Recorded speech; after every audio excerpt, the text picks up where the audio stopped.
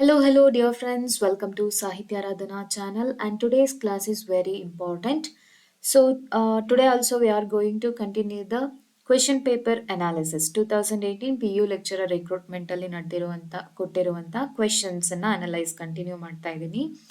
So ಇದ್ರಲ್ಲಿ ಏನಪ್ಪಾ ಅಂದ್ರೆ ಸ್ಪೆಷಲ್ ಆಗಿ ಟೈಪ್ಸ್ ಆಫ್ ಪೊಯೆಟ್ರಿನ ನಾವು ಡಿಸ್ಕಸ್ ಮಾಡ್ತಾ ಇದೀವಿ. ಹಾಗಾಗಿ it is very important. So ಇದ್ರ ಜೊತೆಗೆ ನಿಮಗೆ ಲೈಕ್ ಪಿ ಯು ರಿಕ್ರೂಟ್ಮೆಂಟ್ ಅಲ್ಲದೇನೆ ನೆಟ್ ಆಗಿರ್ಬೋದು, ಕೆಸೆಟ್ ಆಗಿರ್ಬೋದು, GPT, HSTR ಎಲ್ಲ ರೀತಿಯಾದಂತಹ ಲಿಟ್ರೇಚರ್ ಬ್ಯಾಕ್ಗ್ರೌಂಡ್ ಎಕ್ಸಾಮ್ಸ್ಗೆ ಎಲ್ಲದಕ್ಕೂ ಕೂಡ ಇದು ಹೆಲ್ಪ್ ಆಗುತ್ತೆ ಅಂತ ಹೇಳ್ತಾ ಇವತ್ತಿನ ಕ್ಲಾಸನ್ನು ಶುರು ಮಾಡ್ತಾ ಇದ್ದೀನಿ. ಸೊ ಅದ್ರ ಜೊತೆಗೆ ಯಾರಿಗೆಲ್ಲ ನನ್ನ ಇನ್ಫಾರ್ಮೇಶನ್ ಆ್ಯಂಡ್ ಕ್ಲಾಸಸ್ ಇಷ್ಟ ಆಗ್ತಾ ಇದೆ ಒಂದು ಲೈಕನ್ನು ಕೊಡಿ and don't forget to share the videos. And ಯಾರೆಲ್ಲ ಇನ್ನು ಚಾನಲ್ಗೆ ಸಬ್ಸ್ಕ್ರೈಬ್ ಆಗಿಲ್ಲ, please do subscribe and support the channel.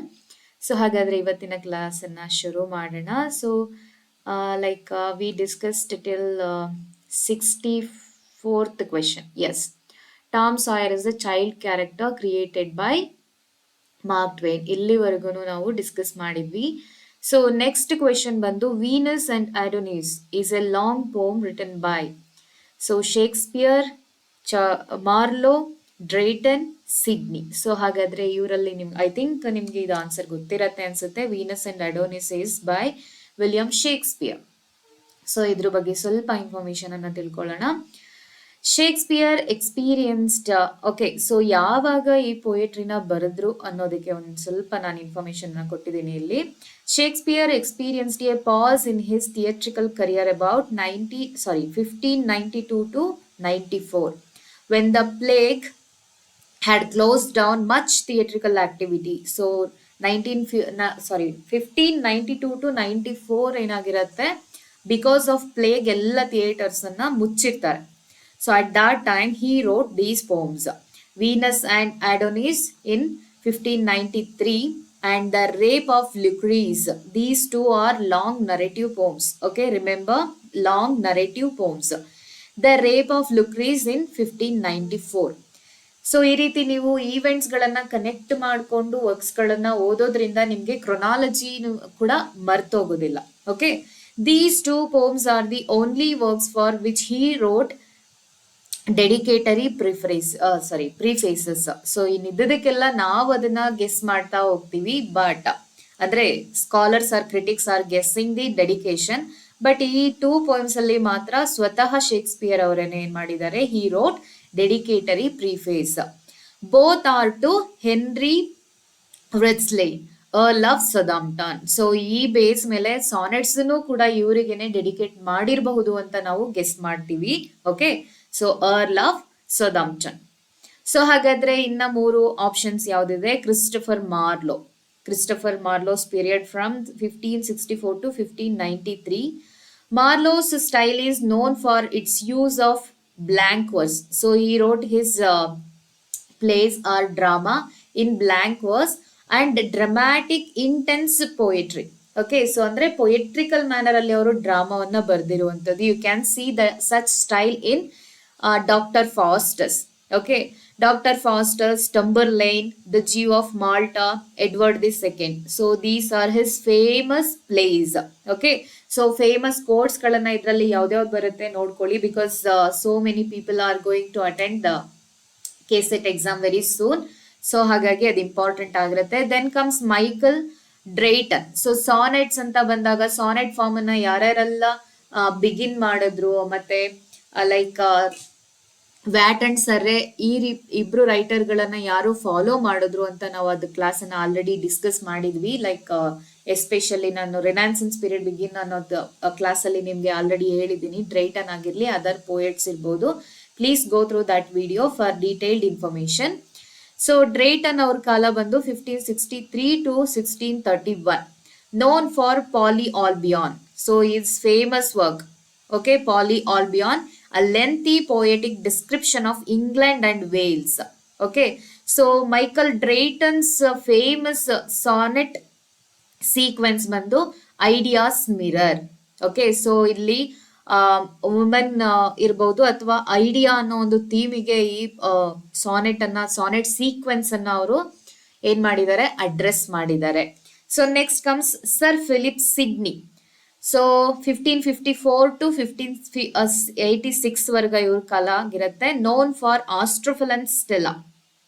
Okay, his friend of Spenser ಆಗಿರ್ಬೋದು. Spenser dedicated his Shepherd's Calendar to Sir Philip Sidney. Okay, ಈ ತರದ informations ಎಲ್ಲವನ್ನು ನೀವು collect ಮಾಡ್ಕೊಳ್ತಾ ಹೋಗ್ಬೇಕಾಗತ್ತೆ.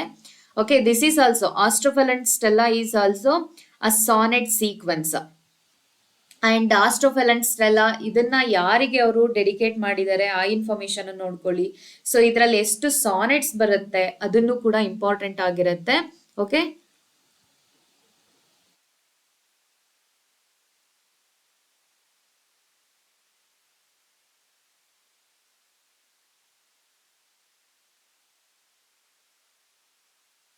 yeah, so the defense of poesy is famous poetical theory ಆಯ್ತಾ. The defence of poesy ಇದ್ರಲ್ಲಿ ಅವ್ರು ಏನೇನೆಲ್ಲ ಥಿಯರಿನ ಹೇಳ್ತಾ ಹೋಗ್ತಾರೆ, ಅದು ಮೇನ್ ಇಂಪಾರ್ಟೆಂಟ್ ಪಾರ್ಟ್ಸ್, ಲೈಕ್ 5 ಪಾರ್ಟ್ಸ್ಗಳು ಬರ್ತಾ ಹೋಗುತ್ತೆ, ಅದನ್ನ ನೋಡ್ಕೊಳ್ಳಿ. Seminal work of literary criticism. The Countess of Pembroke's Arcadia, this is a prose work by Sir Philip Sidney. Okay, so Astrophel Stella, it is a sonnet sequence. Nenpirli, this is a sonnet sequence and inspired by his relationship with Penelope d'Evreux. Okay, Penelope d'Evreux ಅನ್ನೋರನ್ನ ಇವರು love ಮಾಡ್ತಿದ್ದಾರೆ, but she married to someone else. So ಅದೆಲ್ಲ ನಾವು ಸ್ಟೋರಿನ ನೋಡ್ತಾ ಹೋಗ್ತೀವಿ Astrophel ಸ್ಟೆಲ್ಲಾದಲ್ಲಿ. Okay, so this is about 65th question. So next question ನೋಡೋಣ.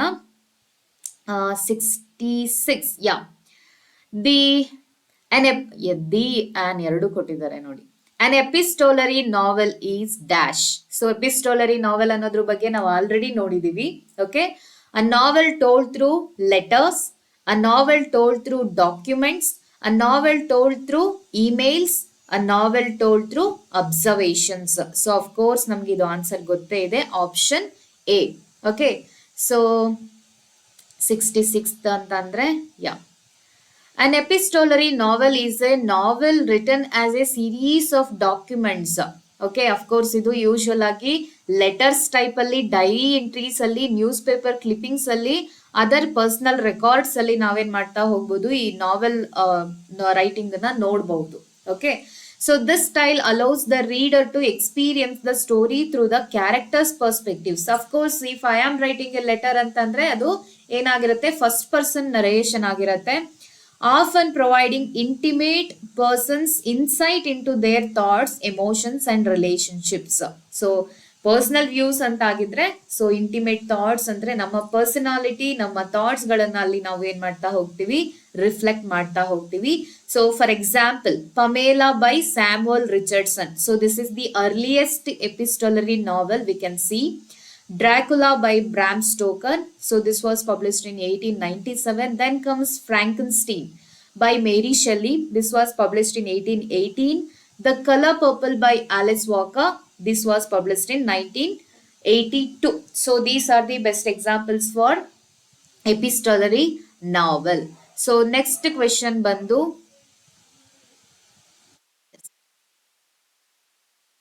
a lyric is dash. Okay, so ಇಲ್ಲಿ ನೋಡಿ, ಪೋಯಟ್ರಿ ಫಾರ್ಮ್ಸ್ ಇರ್ಬೋದು, ನಾವೆಲ್ ಫಾರ್ಮ್ಸ್ ಇರ್ಬೋದು, ಪೀರಿಯಡ್ ವೈಸ್ ಏನೇನ್ ಫೀಚರ್ಸ್ ಇದೆ, ಯಾವ ಸೆಂಚುರಿನಲ್ಲಿ ಯಾವ ಕೈಂಡ್ ಆಫ್ ರೈಟಿಂಗ್ ಫೇಮಸ್ ಆಗಿತ್ತು, ಈ ತರದ್ ಎಲ್ಲ ಕ್ವಶನ್ಸ್ ಗಳನ್ನ ನಾವು ಕ್ವಶನ್ ಪೇಪರ್ ಅಲ್ಲಿ ನೋಡ್ತಾ ಹೋಗ್ತೀವಿ. So we are going to have 100 questions ಅಂತಂದ್ರೆ we have to think about 100 types of questions. Okay, in all the perspectives. So a lyric is dash, a long narrative poem, a long poem with music, a short poem without music. See, with music and without music ಎರಡು ಇದೆ. Okay, a short poem with a song like quality.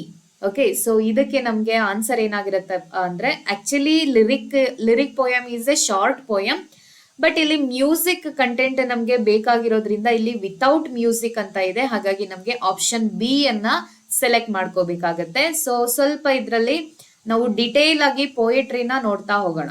Okay, a lyric is a short poem that expresses personal emotions, thoughts and feelings, often musically or rhythmically. So lyric ಅಂತ ಅಂದ್ರೇನೆ with lyrics ಅದನ್ನ like lyrical form ಅಲ್ಲಿ ಬರೆಯೋದ್ರಿಂದ music content ಅದರಲ್ಲಿ ಇರುತ್ತೆ ಹಾಗಾಗಿ. Okay, so ನಾನಿಲ್ಲಿ ನಿಮ್ಗೆ evolution of poetry ಅನ್ನೋ ಒಂದು ಹೆಡ್ಡಿಂಗ್ ಅಲ್ಲಿ ಎಲ್ಲ ಟೈಪ್ಸ್ ಆಫ್ ಪೊಯೆಟ್ರಿನ ಕೊಡೋಕೆ ಟ್ರೈ ಮಾಡಿದ್ದೀನಿ. So I try my best. I think it will be useful for your examination. So first comes Chaucerian verse, ಅಂದ್ರೆ ಮಿಡೀವಲ್ ಟೈಮ್ಸ್ ಇಂದ ತಗೊಂಡಿದ್ದೀನಿ. Okay, Chaucerian verse, iambic pentameter. Okay, Chaucer used this form of ಏನು writing style. Iambic pentameter ಅನ್ನ ಹೆಚ್ಚು ಬಳಸೋದ್ರ ಮೂಲಕ ಅವ್ರೇನ್ ಮಾಡ್ತಾ ಹೋಗ್ತಾರೆ, ಸೊ ಇದನ್ನ ಅವರು ಫೇಮಸ್ ಮಾಡ್ತಾ ಹೋಗ್ತಾರೆ. Chaucer popularised iambic pentameter, a metre with 5 iambs. Okay, iambs ಅಂತ ಅಂದ್ರೇನು, unstressed, stressed, syllable pairs. Okay, so 5 iambs ಅಂತಂದ್ರೆ ಒಂದು ಸ್ಟ್ರೆಸ್ಡ್ ಒಂದು ಅನ್ಸ್ಟ್ರೆಸ್ಡ್ ಸಿಲಬಲ್ ಬರ್ತಾ ಹೋಗುತ್ತೆ. ಓಕೆ, ಸೊ ಸಿಲಬಲ್ಸ್ ಗಳನ್ನ ನೀವು ಸ್ಟಡಿ ಮಾಡಬೇಕು ಅಂದ್ರೆ ಢ ಡಮ್ ಅಂತ ಸ್ಟ್ರೆಸ್ಡ್ ಅನ್ಸ್ಟ್ರೆಸ್ಡ್ ಆ ರೀತಿಯಾಗಿ ಪೇರ್ಸ್ ಗಳು ಬರ್ತಾ ಹೋಗುತ್ತೆ. ಅದನ್ನ ನಾವೇನ್ ಮಾಡ್ತೀವಿ, ಅಯಾಮ್ಸ್ ಅಂತ ಹೇಳ್ತೀವಿ. ಓಕೆ, ಸೊ ಪರ್ ಲೈನ್, ಒಂದು ಲೈನ್ ಅಲ್ಲಿ ಏನಿರತ್ತೆ, like a metre with 5 iambs ಅಂತಂದ್ರೆ ಲೈಕ್ 10 ಸಿಲಬಲ್ಸ್ ಇರುತ್ತೆ. ಓಕೆನಾ, ಸೊ ಇನ್ಕ್ಲೂಡಿಂಗ್ 10 ಸಿಲಬಲ್ಸ್ ಇರೋದನ್ನ ಸ್ಟ್ರೆಸ್ಡ್ ಇನ್ಕ್ಲೂಡಿಂಗ್ ಅನ್ಸ್ಟ್ರೆಸ್ಡ್. ಓಕೆ, 5 ಪೇರ್ಸ್ ಅಂತಂದ್ರೆ 10 ಸಿಲಬಲ್ಸ್ ಇರುತ್ತೆ. ಇದನ್ನ ನಾವು ಅಯಾಂಬಿಕ್ ಪೆಂಟಾಮೀಟರ್ ಅಂತ ಹೇಳ್ತೀವಿ. Usually Chaucer used in his writing. Rhymed couplets ಅನ್ನ ಕೂಡ ಅವರು ಯೂಸ್ ಮಾಡಿದ್ದಾರೆ. ರೈಮ್ಡ್ ಕಪ್ಲೆಟ್ಸ್ ಅಂದ್ರೇನು, pairs of lines that rhyme. So like ಈ ರೀತಿಯಾಗಿ 2 ಲೈನ್ಸ್ 2 ಲೈನ್ಸ್ 2 ಲೈನ್ಸ್ ಇರೋದನ್ನ ನಾವು ಕಪ್ಲೆಟ್ಸ್ ಅಂತ ಹೇಳ್ತೀವಿ. So these 2 lines are rhymed. Okay, so for example A A B B C C. So ಈ ಸ್ಟೈಲ್ ಅಲ್ಲಿ ಅವ್ರೇನ್ ಮಾಡ್ತಿರ್ತಾರೆ, ರೈಮ್ಡ್ ಕಪ್ಲೆಟ್ ಅನ್ನ ಬರಿತಾ ಹೋಗ್ತಾರೆ. So these are the forms of writing. Okay, so like poetry types ಜೊತೆಗೆ ನಾನು ಇಲ್ಲಿ ಫಾರ್ಮ್ಸ್ ಆಫ್ ಪೊಯೆಟ್ರಿ ಕೂಡ ಕೊಟ್ಟಿದ್ದೀನಿ. Don't get confused. So in his the Canterbury Tales ಅಲ್ಲಿ he used rhymed couplets. So next comes rhyme royal. Okay, so Chaucer introduced rhyme royal. Okay, please do remember. So rhyme royal ಅಂತ ಯಾಕೆ ಕರೀತಾರೆ ಅಂತಂದ್ರೆ, James ಅನ್ನೋ king ಇದನ್ನ use ಮಾಡಿದ್ರಿಂದ, okay, ಅದರಿಂದ ಅದನ್ನ ಏನಂತ ಕರೀತಾರೆ, ರೈಮ್ ರಾಯಲ್ ಅಂತ ಕರೀತಾರೆ. ಅಂದ್ರೆ ಚಾಸರ್ ಆದ್ಮೇಲೆ ಅವ್ರು ಬಂದ್ರು ಕೂಡ he used that form of writing style. That is why it is named after him. Okay, so also known as Chaucerian stanza. Is a stanzaic form introduced and popularized by Geoffrey Chaucer in English poetry. It consists of 7 lines. Okay, 7 lines. Deca syllables ಕೂಡ ಅಂದ್ರೆ ಡೆಕಾ lines ಕೂಡ ಇವರು use ಮಾಡಿದ್ದಾರೆ. ಅದನ್ನು ಕೂಡ ನೋಡ್ಕೊಳ್ಳಿ. Like ಅಂದ್ರೆ starting ಬರ್ದಂತಹ ಅವರ ಪೊಯೆಟ್ರಿಗಳು. ಸೊ ಇದರಲ್ಲಿ ರೈಮ್ ರಾಯಲ್ ಅನ್ನೋ ಒಂದು ಪೊಯೆಟ್ರಿ ಫಾರ್ಮ್ ಅಲ್ಲಿ 7 ಲೈನ್ಸ್ ಇರುತ್ತೆ with iambic pentameter, as you know, with a rhyme scheme A B A B A B C C. Okay, 7 lines ಬರುತ್ತಲ್ವಾ, A B B C C 7 lines rhyme scheme ಇರುತ್ತೆ rhyme royal ಅಲ್ಲಿ. Next, Chaucer first used this rhyme royal in his poetries, Troilus and Cressida, and then in the Parliament of Fowls. So first ಅವ್ರು use ಮಾಡಿದ್ದು Troilus and Cressida ಅಲ್ಲಿ. Okay, so this is kind of Chaucerian verse ಅಲ್ಲಿ ಬರುವಂತಹ like ಎಲ್ಲಾ forms of writing. So next alliterative verse ಕೂಡ ಬರುತ್ತೆ medieval writing ಅಲ್ಲಿ. Instead of rhyme, so ಅಂದ್ರೆ A A B B C C ಅಂತ ನೋಡಿದ್ವಿ ಅಲ್ವಾ, ಅದು ರೈಮ್ ಸ್ಕೀಮ್ ಆಗಿರುತ್ತೆ. ಸೊ ಇಲ್ಲಿ ಅಲಿಟ್ರೇಟಿವ್ ವರ್ಸ್ ಅಲ್ಲಿ instead of using rhyme scheme, each line is held together by alliteration with 2 or more words in a line beginning with the same constant sound. Okay, so for example in Kannada we have a song like ಕರೆಯೋಲೆ ಕರೆಯೋಲೆ, a song ಬರುತ್ತಲ್ವಾ, ಅದನ್ನ ನಾವು ಅಲಿಟ್ರೇಟಿವ್ ವರ್ಸಿಗೆ best example ಅಂತ ಹೇಳ್ಬೋದು. ನೀವು ಆ song ಅನ್ನ ಕೇಳಿದ್ರೆ alliteration ಅಂದ್ರೆ ಯಾವ ರೀತಿಯಾಗಿ ಬರುತ್ತೆ ಅಂತ ಗೊತ್ತಾಗುತ್ತೆ. For example, if A line consist 5 words. Okay, so every word begins with the same sound. Okay, that is what alliteration. Same sound ಇಂದ ಪ್ರತಿ ವರ್ಡ್ ಕೂಡ ಬಿಗಿನ್ ಆಗ್ತಾ ಇದ್ರೆ, ಅಥವಾ 2 or 3 ವರ್ಡ್ಸ್ ಗಳು ಸೇಮ್ ಸೌಂಡ್ ಇಂದ ಬಿಗಿನ್ ಆಗ್ತಾ ಇದ್ರೆ ಅದನ್ನ alliteration ಅಂತ ಹೇಳ್ತಾರೆ. So best example for medieval alliteration ಅಂತ ಹೇಳಿದ್ರೆ, ಅಲಿಟ್ರೇಟಿವ್ ಪೊಯೆಟ್ರಿ ಅಂತ ಹೇಳಿದ್ರೆ Beowulf and Sir Gawain and the Green Knight. So ನೀವು ಅದನ್ನ ನೋಡ್ಬೇಕು ಅಂತಂದ್ರೆ just Google the poems. Okay, so next comes ballad form. Ballad form was also famous at that time. A ballad is a type of narrative poem. Okay, na ballad ಯಾವ form of poetry ಅಂತ ಹೇಳಿದ್ರೆ ಇದು narrative poem ಆಗಿರುತ್ತೆ, that tells a story in a straightforward and rhythmic way, often focusing themes of love, adventure, tragedy, or heroism. Okay, so traditionally ballads were passed down orally. Usual ಆಗಿ ಆ ಕಾಲದಲ್ಲಿ folk tiles ಅಂತ ಹೇಳ್ತೀವಲ್ವಾ, ಈ folk tiles ಗಳನ್ನ song ಮೂಲಕ ಅವರು ಹಾಡೋದ್ರ ಮೂಲಕ ಏನ್ ಮಾಡ್ತಾ ಇದ್ರು, ಜನರೇಷನ್ಸ್ ಟು ಜನರೇಷನ್ಸ್ ಅದೇನಾಗ್ತಾ ಇತ್ತು, ಟ್ರಾನ್ಸ್ಫಾರ್ಮ್ ಆಗ್ತಾ ಇತ್ತು. Okay, so which contributed to their simple structure, memorable rhythm and repetitive phrasing. So in romantic period ಏನಾಗುತ್ತೆ, ಈ ಬ್ಯಾಲೆಡ್ ಫಾರ್ಮ್ ರಿವೈವಲ್ ಆಗುತ್ತೆ. ಸೊ ಅದನ್ನ ರಿವೈವಲ್ ಬ್ಯಾಲೆಡ್ ಅಂತ ಕೂಡ ಕರೀತಾರೆ. So for example the ballad of Sir Patrick Spens.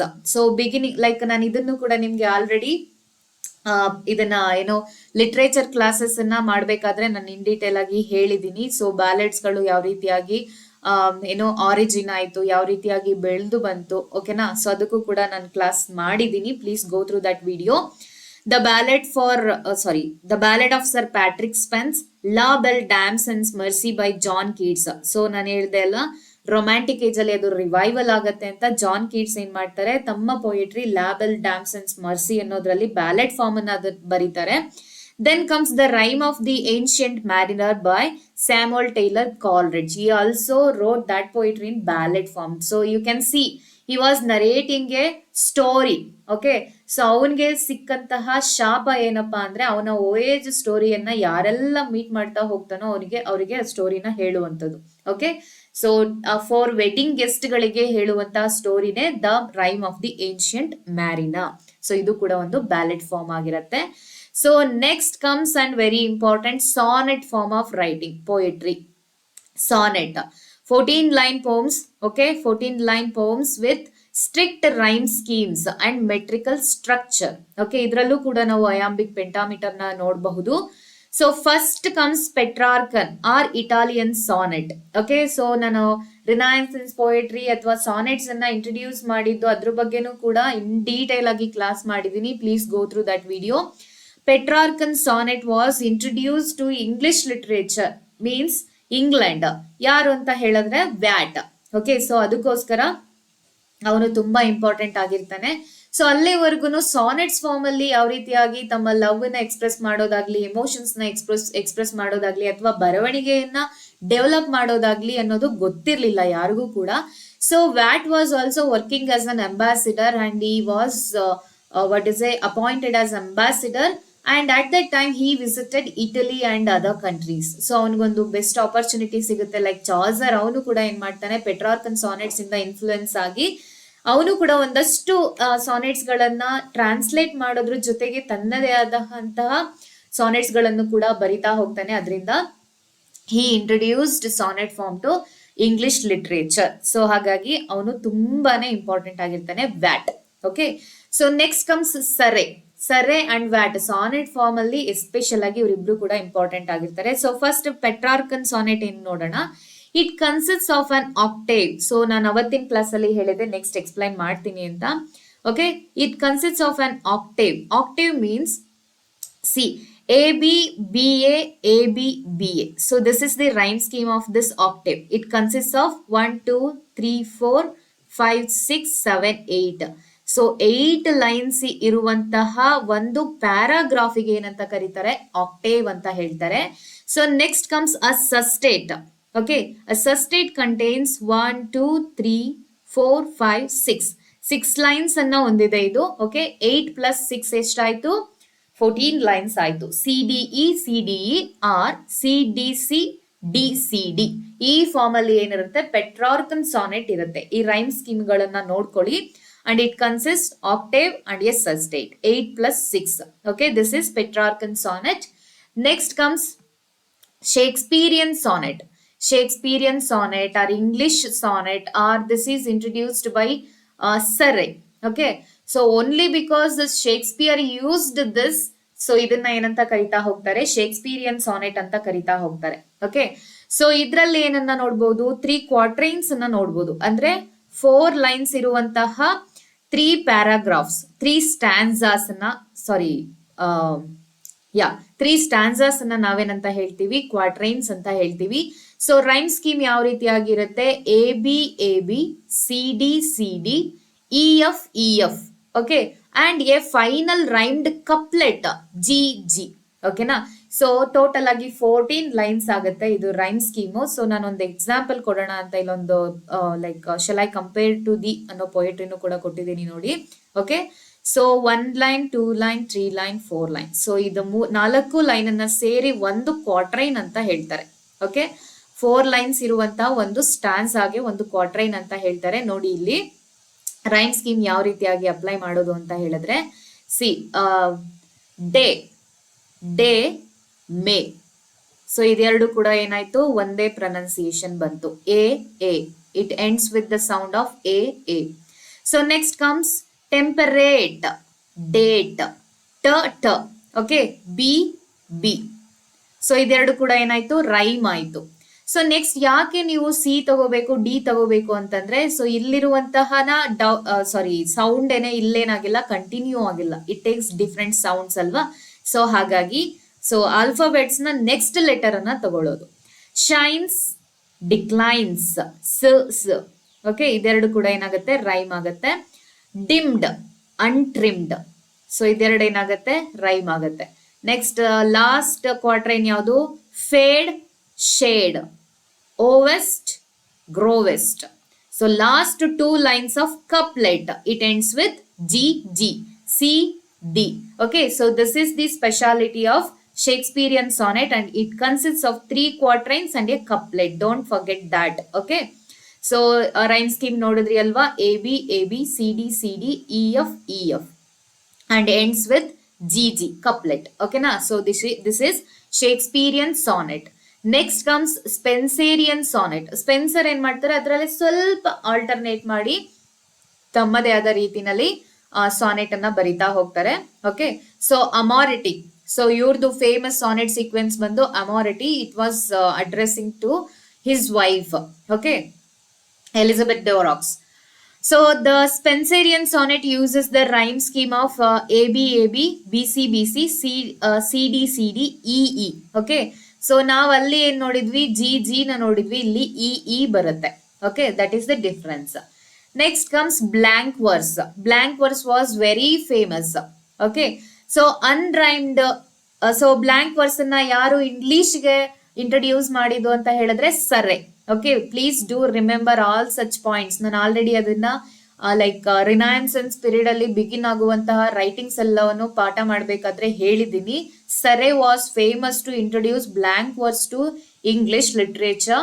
So through his translation of Virgil's ಎನೀಡ್. Okay, ವರ್ಜಿಲ್ಸ್ ಎನೀಡ್ 2 ಮತ್ತೆ 4ನೇ ಪಾರ್ಟ್ಗಳನ್ನ translate ಮಾಡೋದ್ರ ಮೂಲಕ ಅವ್ರೇನ್ ಮಾಡ್ತಾರೆ, ಬ್ಲಾಂಕ್ ವರ್ಸ್ ಅನ್ನ ಇಂಗ್ಲಿಷ್ಗೆ ಇಂಟ್ರೊಡ್ಯೂಸ್ ಮಾಡ್ತಾರೆ.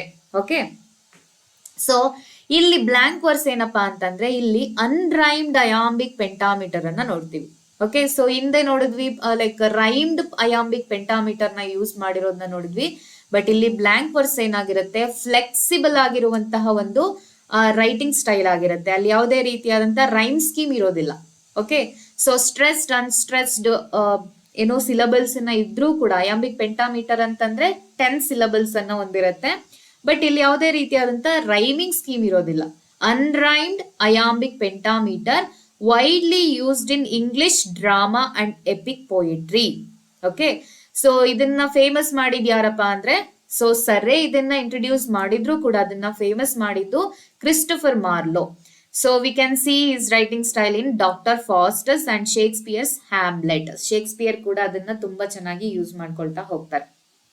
Okay, so next, okay, sorry, this must comes here. Okay, unlike many forms of poetry, blank verse does not use rhyme. Okay, ನಾನು ಆಗ್ಲೇ ಹೇಳ್ದಾಗೆ ಇಲ್ಲಿ ರೈಮ್ ಸ್ಕೀಮ್ ನ ಯೂಸ್ ಮಾಡೋದಿಲ್ಲ. The lack of rhyme distinguishes it from forms like the sonnet or rhymed couplets. So sonnets ಅಲ್ಲಿ ಅಥವಾ ರೈಮ್ಡ್ ಕಪ್ಲೆಟ್ಸ್ ಅಲ್ಲಿ ನಾವು ರೈಮಿಂಗ್ ಸ್ಕೀಮ್ ಗಳನ್ನ ನೋಡ್ತಾ ಹೋಗ್ತೀವಿ. Blank verse allows for a more natural conversational flow while still maintaining rhythm ಅಂತ ಅಂದ್ರೆ ಆ ಟೋನ್ಸ್ ಗಳನ್ನ ಮೇಂಟೈನ್ ಮಾಡೋದ್ರ ಜೊತೆಗೆ ಅಂತ. So it is very flexible. So for example ನಾನು ಇವಾಗ ಯಾವ ರೀತಿಯಾಗಿ ಮಾತಾಡ್ಕೊಂಡು ಹೋಗ್ತಾ ಇದ್ದೀನೋ ಅದನ್ನ ಲೈಕ್ ಅದೇ ರೀತಿಯಾಗಿ ಬರ್ಕೊಂಡು ಹೋಗೋದನ್ನ ಬ್ಲಾಂಕ್ ವರ್ಸ್ ಅಂತ ಹೇಳ್ತಾರೆ. So next comes it must ಇಲ್ಲಿ ಬರಬೇಕು. ಸೊ ನಾನು ನಿಮ್ಗೆ ನೋಟ್ಸ್ ಅನ್ನ ಸೆಂಡ್ ಮಾಡ್ಬೇಕಾದ್ರೆ ಇದನ್ನ ಎಡಿಟ್ ಮಾಡ್ತೀನಿ. ಓಕೆ, ಸೊ ಎಪಿಕ್ ಪೋಯೆಟ್ರಿ ಅಂತಂದ್ರೆ it is long and formal narratives recounting heroic deeds. So ballads ಗಳು ಯಾವ ರೀತಿಯಾಗಿ ಬರುತ್ತೋ ಎಪಿಕ್ ಪೋಯೆಟ್ರಿನ ಏನೋ ಅದು ಕೂಡ ಒಂದು ಫಾರ್ಮಲ್ ನರೇಟಿವ್ ಪೋಯೆಟ್ರಿ ಆಗಿರುತ್ತೆ. ಇಟ್ ಈಸ್ ರಿಕೌಂಟಿಂಗ್ ಅಂದ್ರೆ ಸ್ಟೋರಿ ಟೆಲ್ಲಿಂಗ್ ಆಯ್ತಾ. ಹೀರೋಯಿಕ್ ಡೀಡ್ಸ್ ಇರ್ಬೋದು, ಆಫನ್ ಇನ್ ಬ್ಲಾಂಕ್ ವರ್ಸ್ ಅಲ್ಲಿ ಇರುತ್ತೆ. ಸೊ ಇಲ್ಲಿದೆ ನೋಡಿ, ಬ್ಲಾಂಕ್ ವರ್ಸ್ ಎಪಿಕ್ ಪೋಯೆಟ್ರಿನಲ್ಲಿ ಯೂಸ್ ಮಾಡ್ತಾರೆ ಅಂತ. ಸೊ ಬ್ಲಾಂಕ್ ವರ್ಸ್ ಫಾರ್ಮ್ ಅಲ್ಲಿ ಇರುತ್ತೆ ಅಂತಂದ್ರೆ ಅನ್ರೈಮ್ಡ್ ಸ್ಕೀಮ್ ಆಗಿರುತ್ತೆ. ಸೊ ಅನ್ರೈಮ್ಡ್ ಫಾರ್ಮ್ ಆಗಿರುತ್ತೆ. ಸೊ ಈಸಿಯಾಗಿ ಫ್ಲೆಕ್ಸಿಬಲ್ ಆಗಿ ಹೇಳುವಂತ ಕಾರಣಕ್ಕೆ. So John Milton's Paradise Lost is the best example for this epic poetry. So there are many epics ನಾವು ನೋಡ್ತಾ ಹೋಗ್ತೀವಲ್ವಾ, ಅದರಲ್ಲಿ ಮಿಲ್ಟನ್ಸ್ ಪ್ಯಾರಡೈಸ್ ಒಂದಾಗಿರುತ್ತೆ. So next metaphysical conceit. So this is also one of the important poetry form. Metaphysical ಪೊಯಿಟ್ರಿನ metaphysical poets ಇದನ್ನ use ಮಾಡ್ತಾ ಹೋಗ್ತಾರೆ in 17th century. Okay, metaphysical conceit is an extended and often unconventional metaphor. Okay, so usual ಆಗಿ use ಮಾಡುವಂತಹ metaphors ಗಿಂತ ಇದೊಂದು step ಮುಂದೆ, means abstract level ಅಲ್ಲಿ ಯೂಸ್ ಮಾಡುವಂತಹ ಮೆಟಾಫರ್ಸ್ ಗಳಾಗಿರುತ್ತೆ. Used in metaphysical poetry, a term coined by Samuel Johnson. Please do remember. So ಇವರನ್ನ ಮೆಟಾಫಿಸಿಕಲ್ ಪೋಯೆಟ್ಸ್ ಅಂತ ಕರೆದಿದ್ ಯಾರಪ್ಪ ಅಂತಂದ್ರೆ Samuel Johnson to describe the works of 17th century poets such as John Donne, Herbert, Andrew Marvell.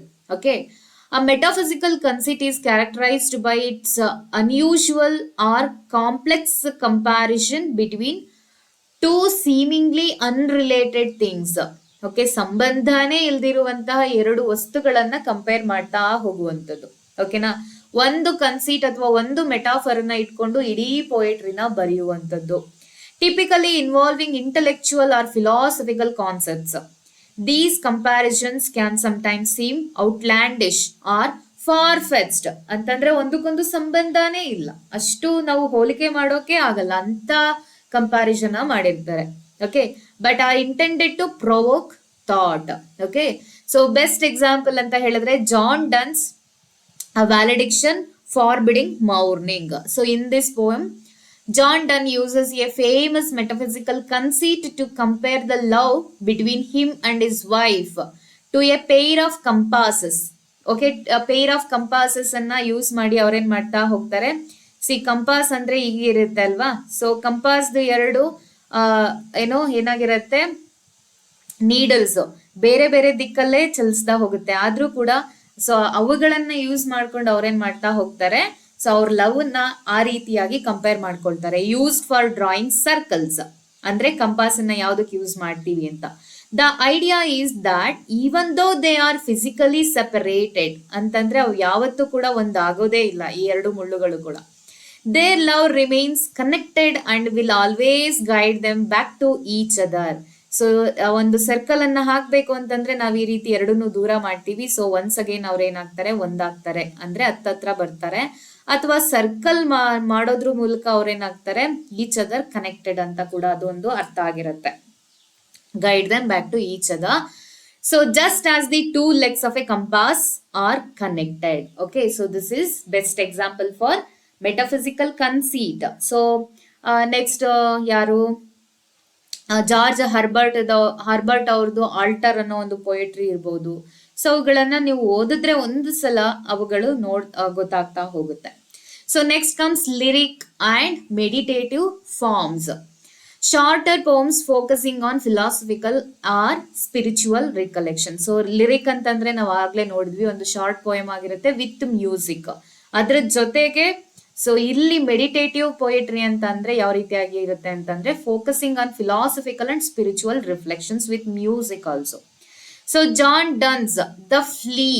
Okay, so ಇಲ್ಲಿ ಅವ್ರು ಏನ್ ಮಾಡ್ತಾರೆ, he uses a seemingly trivial ಅಂದ್ರೆ ಕ್ಷುಲ್ಲಕ ಅಂತ, ಅಂದ್ರೆ ಅಷ್ಟು ಇಂಪಾರ್ಟೆಂಟ್ ಅಲ್ದಿರೋ ವಸ್ತುಗಳನ್ನ ಯೂಸ್ ಮಾಡಿಕೊಂಡು ಏನು ಡಿಸ್ಕ್ರೈಬ್ ಮಾಡುವಂಥದ್ದು. Trivial subject to discuss love and desire. See ಒಂದು ಫ್ಲೀ ಅನ್ನ ತಗೊಂಡು, ಒಂದು ನೊಣವನ್ನ ತಗೊಂಡು ಅವ್ರೇನ್ ಮಾಡ್ತಾ ಹೋಗ್ತಾರೆ, ತಮ್ಮ ಪ್ರೀತಿಯನ್ನ ಎಕ್ಸ್ಪ್ಲೈನ್ ಮಾಡ್ತಾ ಹೋಗ್ತಾರೆ. Okay, so while reading that poetry you can enjoy in such a ways, like ಫನಿಯಾಗಿ ಕೂಡ ಅದನ್ನ ನೀವು ಎಂಜಾಯ್ ಮಾಡ್ತಾ ಹೋಗ್ಬೋದು if you read that. Okay, so ಒಂದು ನೊಣ ಯಾವ ರೀತಿಯಾಗಿ ಅದೊಂದು ಬಂದು ಕಚ್ಚಿ, ಒಂದು ಸೊಳ್ಳೆ ಅಂತ ಇಟ್ಕೊಳ್ಳಿ, ಸೊ ಬಂದು ಸೊಳ್ಳೆ ಕಚ್ಚೋದ್ರಿಂದ ಅದೇನ್ ಮಾಡುತ್ತೆ, ನನ್ನ ರಕ್ತವನ್ನ ನಿನ್ನ ರಕ್ತವನ್ನ ಒಂದು ಮಾಡುತ್ತೆ, ಅಲ್ಲಿ ನಾವಿಬ್ರು ಒಂದು ಹಾಕ್ತಿವಿ, ಆ ರೀತಿಯಾಗಿ ಇವ್ರು ಇದ್ರಲ್ಲಿ ಹೇಳ್ತಾ ಹೋಗ್ತಾರೆ. Okay, so next comes heroic couplets. Heroic couplets ಅನ್ನ ನಾವು ಸ್ಪೆಷಲ್ ಆಗಿ ನಿಯೋ ಕ್ಲಾಸಿಕಲ್ ಪೊಯೆಟ್ರಿನಲ್ಲಿ ನೋಡ್ತೀವಿ. 18th century rhymed pairs of iambic, rhymed pairs of iambic pentameter lines. Okay, so 2 lines ಇರುತ್ತೆ, 10 ಸಿಲಬಲ್ಸ್ ಇರುತ್ತೆ, ಮೀನ್ಸ್ ಅಯಾಂಬಿಕ್ ಪೆಂಟಾಮೀಟರ್ ಅಂದ್ರೆ 2 ಕೂಡ ರೈಮ್ ಅಲ್ಲಿ ಒಂದಾಗತ್ತೆ. Often used in satire. Okay, so neo classical ಪೊಯೆಟ್ರಿನಲ್ಲಿ ನಾವು ಸಟೈರ್ ಅನ್ನ ಹೆಚ್ಚಾಗಿ ನೋಡ್ಬೋದು, ಹೀರೋಯಿಕ್ ಕಪ್ಲೆಟ್ಸ್ ಗಳನ್ನ ನೋಡ್ತಾ ಹೋಗ್ತೀವಿ, and these are used in mock epics.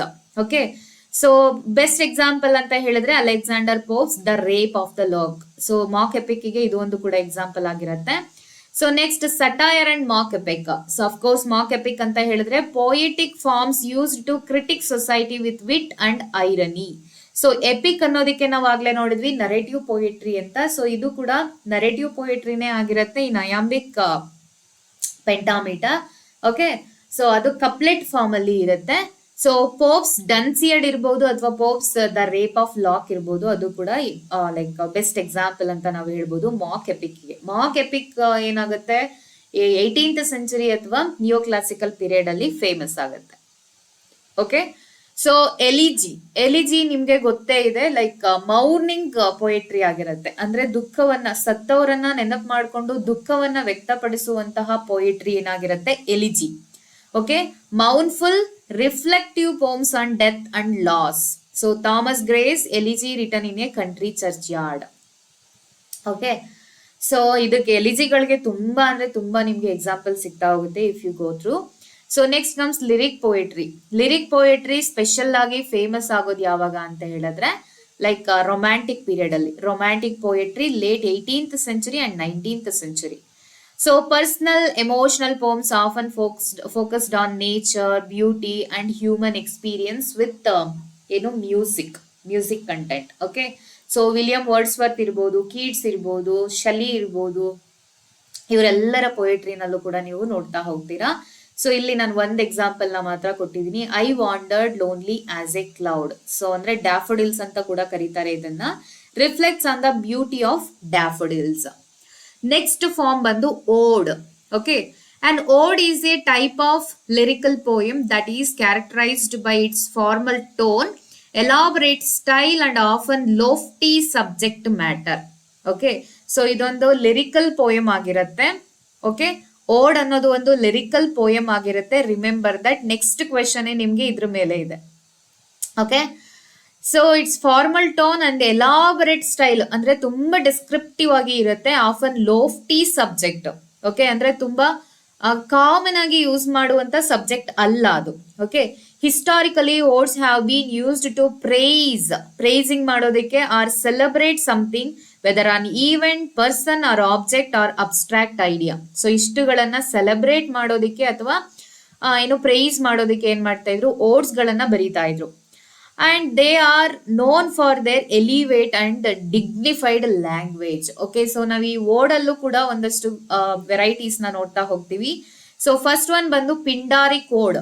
Okay, so named after the ancient Greek poet Pindar. Okay, so ancient Greek poet Pindar ಅವರು ಬರೆದಿರುವಂತ ಪೊಯೆಟ್ರಿ, ಅವರ ಹೆಸರಲ್ಲೇನೆ ಇದಕ್ಕೆ ನೇಮ್ ಅನ್ನ ಇಡಲಾಗಿದೆ, ಪಿಂಡಾರಿಕ್ ಓಡ್ಸ್ ಅಂತ. So this form is highly structured with a strict pattern of stanzas. So ಇದರಲ್ಲಿ ತುಂಬಾ strict rigid ಆದಂತಹ ಸ್ಟ್ರಕ್ಚರ್ ಅನ್ನ ಯೂಸ್ ಮಾಡ್ತಾ ಹೋಗ್ತಾರೆ, ಅಂದ್ರೆ ಸೀರಿಯಸ್ ಥೀಮ್ಸ್ ಗಳನ್ನ ಯೂಸ್ ಮಾಡ್ತಾ ಹೋಗ್ತಾರೆ. ಅಂಡ್ ಈ ಪಿಂಡಾರಿ ಕೋಡ್ ಅಲ್ಲಿ ನಮ್ಗೆ 3 ಭಾಗಗಳು ಬರ್ತಾ ಹೋಗುತ್ತೆ. 3 parts. ಓಕೆ, ಸ್ಟ್ರೋಫ್ ಅಂಡ್ ಆಂಟಿಸ್ಟ್ರೋಫ್ ಅಂಡ್ ಇಪೋಡ್ ಅಂತಂದ್ರೆ ಸ್ಟ್ರೋಫ್ ಅಲ್ಲಿ ಥೀಮ್ ಅನ್ನ ಇಂಟ್ರೊಡ್ಯೂಸ್ ಮಾಡ್ತಾರೆ, ಆಂಟಿಸ್ಟ್ರೋಫ್ ಅಲ್ಲಿ ಅದನ್ನ ಎಕ್ಸ್ಪ್ಲೈನ್ ಮಾಡ್ತಾರೆ, ಇಪೋಡ್ ಅಲ್ಲಿ ಅದು ಕನ್ಕ್ಲೂಷನ್ ಆಗುತ್ತೆ. So these are the 3 parts of Pindaric ode. Okay, so question can be on anything. So ಹಾಗಾಗಿ ಇದನ್ನ ಯಾವುದೇ ಕಾರಣಕ್ಕೂ ವಿಡಿಯೋನ ಯಾವುದೇ ಭಾಗದಲ್ಲೂ ಸ್ಕಿಪ್ ಮಾಡ್ದೇನೆ ಇನ್ ಡೀಟೇಲ್ ಆಗಿ ನೋಡ್ಕೊಳ್ಳಿ. ಸೊ ಅಫ್ಕೋರ್ಸ್ ನಿಮ್ಗೆ ಒಂದಲ್ಲ ಒಂದ್ ರೀತಿನಲ್ಲಿ ಇದು ಹೆಲ್ಪ್ ಆಗೇ ಆಗತ್ತೆ. ಸೊ ಲೈಕ್ ಎಕ್ಸಾಮ್ ಅಲ್ಲಿ ನೀವು ಕ್ವೆಶನ್ ಗೆ ಆನ್ಸರ್ ಮಾಡ್ಬೇಕಾದ್ರೆ ಆಡ್ ಒನ್ ಔಟ್ ಮಾಡೋಕ್ಕೂ ಕೂಡ ಹೆಲ್ಪ್ ಆಗುತ್ತೆ, ಅಥವಾ ಆನ್ಸರ್ ಮಾಡೋಕ್ಕೂ ಕೂಡ ಹೆಲ್ಪ್ ಆಗುತ್ತೆ. Okay, so next comes Horatian ode. So named after the Roman poet. So ಇಲ್ಲಿ ಗ್ರೀಕ್ ಪೋಯೆಟ್ ಪಿಂಡಾರ್ ಆದ್ರೆ ಇಲ್ಲಿ ರೋಮನ್ ಪೋಯೆಟ್ ಹೊರೇಸ್ ಆಗಿರ್ತಾರೆ. ಸೊ ವರ್ಜಿಲ್, ಹೊರೇಸ್ ಎಲ್ಲರೂ ಕೂಡ contemporary writers. This form is more relaxed and reflective than the Pindaric ode. Pindaric ode ಅಲ್ಲಿ ತುಂಬಾ rigid ಮತ್ತೆ ತುಂಬಾ ಸ್ಟ್ರಿಕ್ಟ್ ಸ್ಟ್ರಕ್ಚರ್ ನ ಹೊಂದಿರುತ್ತೆ. ಇಲ್ಲಿ ಹೊರೇಷಿಯನ್ ಓಡ್ ಅಲ್ಲಿ ಸ್ವಲ್ಪ ರಿಫ್ಲೆಕ್ಟಿವ್ ಆಗಿರುತ್ತೆ ಮತ್ತೆ ರಿಲ್ಯಾಕ್ಸ್ಡ್ ಸ್ಟ್ರಕ್ಚರ್ ಅನ್ನ ಯೂಸ್ ಮಾಡಿರ್ತಾರೆ.